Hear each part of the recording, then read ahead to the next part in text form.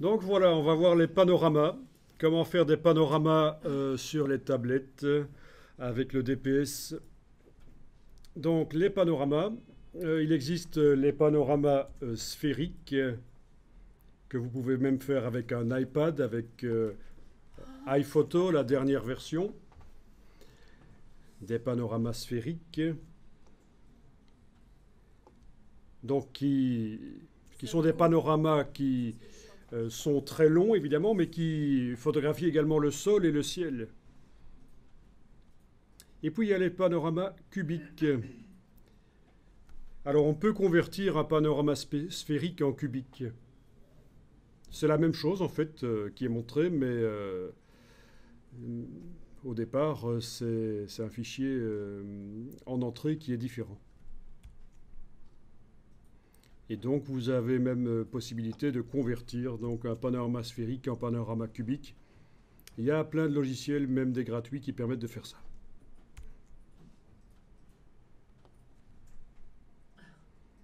Ok.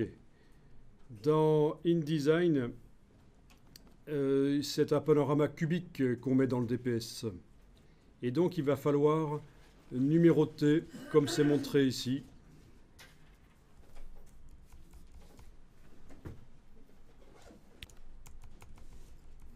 Numéroter les fichiers. Il faudra 6 fichiers.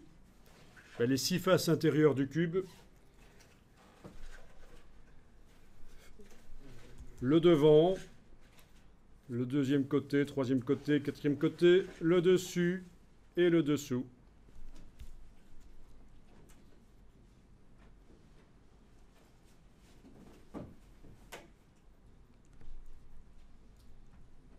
C'est ce qu'on vous montre ici aussi.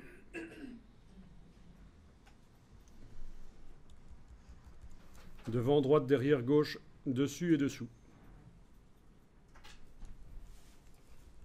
Panorama cubique. Alors, dans le dossier, je vous ai fourni un panorama en deux états.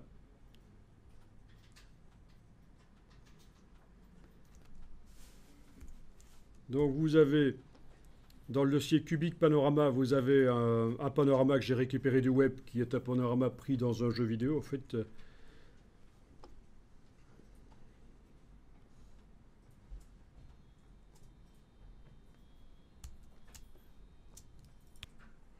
Voilà, donc le panorama cubique.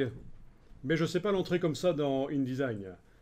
Pour InDesign, il faudra 6 fichiers. Et en fait, j'ai fait un petit travail dans Photoshop.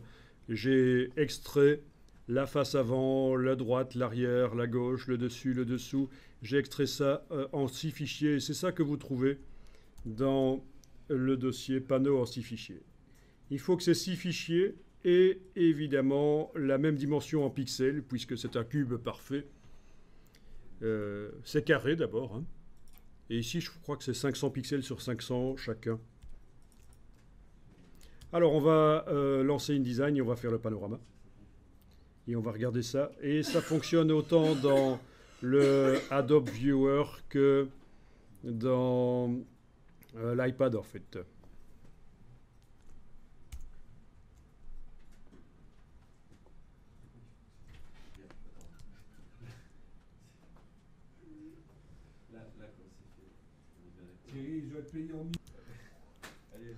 Alors, je fais un nouveau document, fichier nouveau document, donc évidemment mode publication numérique. Je ne vais pas mettre de marge ici. Voilà, pas de bloc texte principal. Ok. Et je vais faire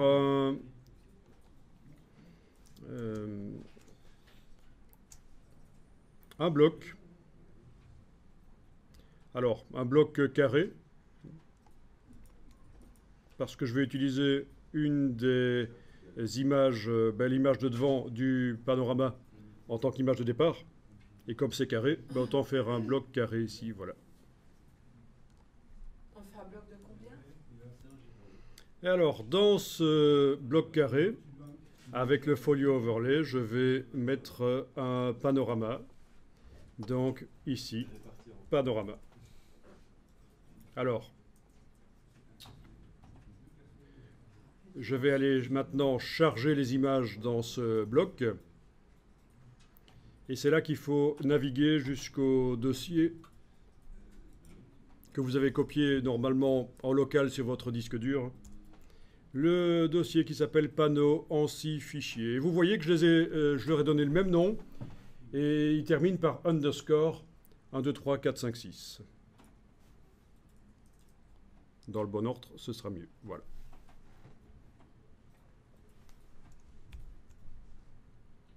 Dans un format évidemment compatible avec le web. Bien.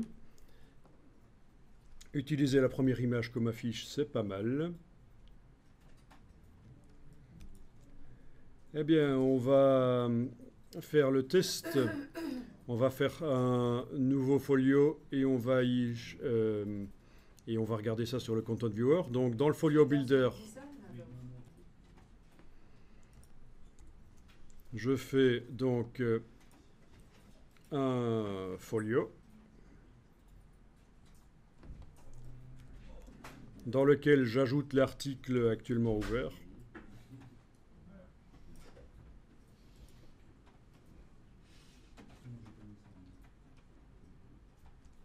J'enregistre le document InDesign sur le bureau.